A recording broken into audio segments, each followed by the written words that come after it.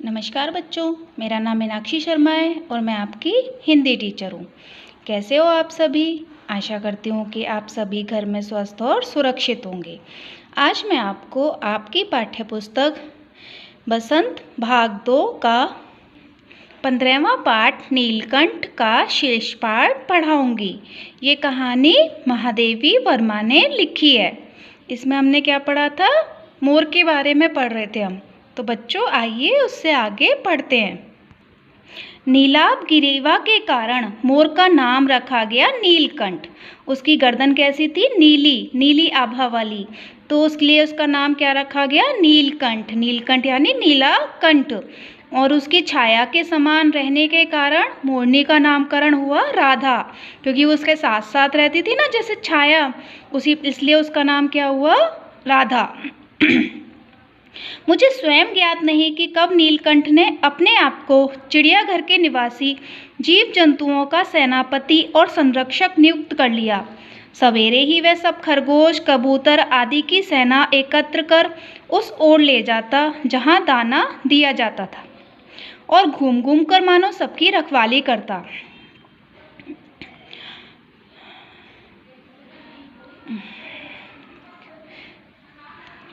किसी ने कुछ गड़बड़ की कि वह अपने तीखे चंचू प्रहार से उसे दंड देने दौड़ता।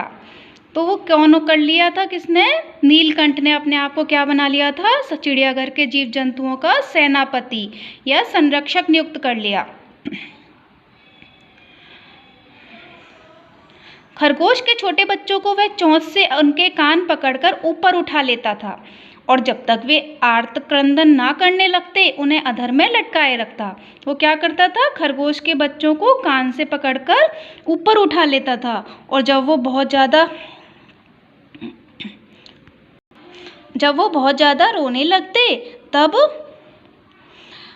तक वो रोने नहीं लगते तब तक उनको अधर में ही लटकाए रखता। कभी कभी उसकी पैनी चोंच से खरगोश के बच्चों का कर्णवेध संस्कार हो जाता था। जो उसकी चोंच थी ना बहुत पैनी थी, तो ऐसा लगता था जैसे उसका कान छेद दिए हों। तो फिर वे कभी भी उसे क्रोधित होने का अवसर ना देते थे। दंड विधान के समान ही उन जीव जंतुओं के प्रति उसका प्रेम भी असाधारण था। प्राय वह मिट्टी में पंख फैलाकर बैठ जाता और वे सब उसकी लंबी पूंछ और सघन पंखों में छुआल सा खेलते रहते थे। ऐसे ही किसी स्थिति में एक सांप जाली के भीतर पहुंच गया और सब जीव जंतु भागकर इधर उधर छिप गए। केवल एक शिशु खरगोश सांप की पकड़ में, देखो ये एक सांप आ गया और उसने क्या करा? खरगोश के बच्चे को पकड़ लिया, आ गया। निगलने के प्रयास में सांप ने उसका आधा पिछला शरीर तो मुंह में दबा रखा था, शेष आधा जो बाहर था उससे चींची का स्वर भी इतना तीव्र नहीं निकल सकता था कि किसी को स्पष्ट सुनाई दे सके। ये खरगोश कैसा था? बहुत छोटा था और उसका आधा शरीर तो सांप ने अपने मुंह में दबा लिया और वो इतना तेज भी चींची नहीं कर पा रहा था कि उसकी आवाज़ कोई सुन सके। नीलकंठ दूर ऊपर झूले में सो रहा था। उसी के चौकन्ने कानों ने उस मंद स्वर की व्यथा पहचानी और वह पूंछ पंख समेटकर सर से एक झपट्टे में नीचे आ गया। उसकी धीरी सी आवाज़ को भी उसने पहचान लिया, उसके दुख को, खरगोश की व्यथा को, और वो झट से अपने पंखों को समेटकर पेड़ से नीचे आ गया। संभवतः अपनी सहज चेतना से ही उसने समझ लिया होगा कि सांप के फन पर चोंच मारने से खरगोश भी घायल हो सकता है। उसको लगा कि अगर मैं इसके सांप के फन पर चोंच मारूंगा तो इससे हो सकता है कि खरगोश भी घायल हो जाए। उसने सांप को फन के पास पंजों से दबाया और फिर चोंच से इतने प्रहार किए कि वह अधमरा हो गया। पकड़ ढीली पड़ते ही खरगोश का बच्चा मुख से निकल तो आया, परंतु निश्चेष्ट सा वहीं पड़ा रहा। राधा ने, क्योंकि वो निश्चेष्ट क्यों हो गया था? वो थक गया था, परेशान हो गया था, डर गया था। राधा ने सहायता देने की आवश्यकता नहीं समझी, परंतु अपनी मंद केका से किसी असामान्य घटना की सूचना सब ओर प्रसारित कर दी। अपने जो आवाज़ करती है ना मोरनी, उससे उसने सारी ये जो घटना हुई थी उसको सब ओर फैला दिया। माली पहुंचा, फिर हम सब पहुंचे। नीलकंठ जब सांप के 2 खंड कर चुका था तब उस शिशु खरगोश के पास गया और रात भर उसे पंखों के नीचे रखे उष्णता देता रहा। फिर वो क्या गया? उस शिशु खरगोश के पास गया और अपने पंखों के नीचे रखकर उसको गर्मी देता रहे। कार्तिकेय ने अपने युद्ध वाहन के लिए मयूर को क्यों चुना होगा? यह उस पक्षी का रूप और स्वभाव देखकर समझ में आ जाता है। शिव जी के पुत्र थे ना कार्तिकेय, उनका वाहन कौन है? मयूर, मोर। और गणेश जी का वाहन क्या है? चूहा। तो वो कह रहे हैं कि कार्तिकेय ने मोर को ही अपना वाहन क्यों चुना? उसकी बुद्धिमत्ता के कारण। मयूर कला प्रिय वीर पक्षी है, अपनी कलाएं दिखाता रहता है, हिंसक मात्र नहीं, वो हिंसा नहीं करता है, केवल हिंसा ही नहीं करता है, मतलब अपनी कलाएं दिखाता रहता है। इसी से उसे बाज, चील आदि की श्रेणी में नहीं रखा जा सकता, जिनका जीवन ही क्रूर कर्म है। बाज, चील क्या होते हैं? सबको खा जाते हैं मारकर, मरे हुए जीव को भी नहीं छोड़ते। नीलकंठ में उसकी जातिगत विशेषताएं तो थी ही, उनका मानवीकरण भी हो गया था।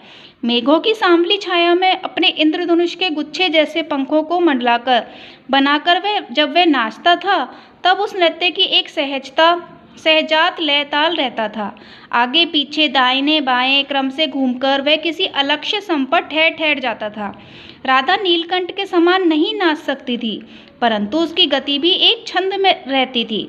उसकी गति में भी एक छंद रहता था, मतलब एक ताल के अनुसार नाचते थे। वे नृत्यमग्न नीलकंठ की दाहिनी ओर के पंख को छूती हुई बाईं ओर निकल जाती थी और बाएं पंख को स्पर्श कर दाहिनी ओर। इस प्रकार उसकी परिक्रमा में भी एक पूरक ताल का परिचय मिलता था। नीलकंठ ने कैसे समझ लिया कि उसका नृत्य मुझे बहुत भाता है, यह तो नहीं बताया जा सकता। मतलब जो महादेवी वर्मा है, उनको नीलकंठ का जो नृत्य था वो बहुत अच्छा लगता था। अचानक एक दिन वह मेरे जाली घर के पास पहुंचते ही अपने झूले से उतरकर नीचे आ गया और पंखों का सतरंगी मंडलाकार छाता तानकर नृत्य की भंगिमा में खड़ा हो गया। तब से ये नृत्य भंगिमा नित्य का क्रम बन गई। मैं जैसे ही वहाँ पहुँचती और मुझे देखकर नाचने लगता। प्राय मेरे साथ कोई ना कोई देशी विदेशी अतिथि भी पहुँच जाता था और नीलकंठ की मुद्रा को अपने प्रति सम्मान पूर्वक समझकर विस्मयाभिभूत हो उठता था। कई विदेशी महिलाओं ने उसे परफेक्ट जेंटलमैन की उपाधि दे डाली थी। जिस नुकीली पैनी चोंच से वह भयंकर विषधर को खंड खंड कर सकता था, उसी से मेरी हथेली पर रखे हुए भुने चने ऐसी कोमलता से हौले हौले उठाकर खाता था कि हंसी भी आती थी। मतलब वो बुरे के साथ तो इतना बुरा था कि उसने सांप के टुकड़े टुकड़े कर दिए अपनी नुकीली चोंच से, और मेरे हाथ से वो भुने चुने बहुत कोमलता से उठा उठा के खाता था। इससे मुझे बहुत आश्चर्य भी होता था। फलों के वृक्षों से अधिक उसे पुष्पित और पल्लवित वृक्ष भाते थे, जो जिन पर फूल हों, खिले हुए वृक्ष, पल्लवित वृक्ष भरे पूरे फूलों से वो उसको ज़्यादा अच्छे लगते थे। बसंत में जब आम के वृक्ष सुनहली मंजरियों से लद जाते थे, अशोक नए लाल पल्लवों से ढक जाता था, तब जाली घर में वे इतना स्थिर उठता था कि उसे बाहर छोड़ देना पड़ता। मतलब उसको चैन नहीं पड़ता था, वो इतना उन वृक्षों के पास जाकर बहुत ज़्यादा खुश हो जाता था, इतना बेचैन हो जाता था कि उनको उसके जाली घर में से उसको निकाल कर बाहर छोड़ना पड़ता था। तो बच्चों, आज मैं आपको इतना ही पढ़ाऊँगी। इससे नेक्स्ट वीडियो में हम इस पाठ का शेष पाठ पढ़ेंगे। धन्यवाद।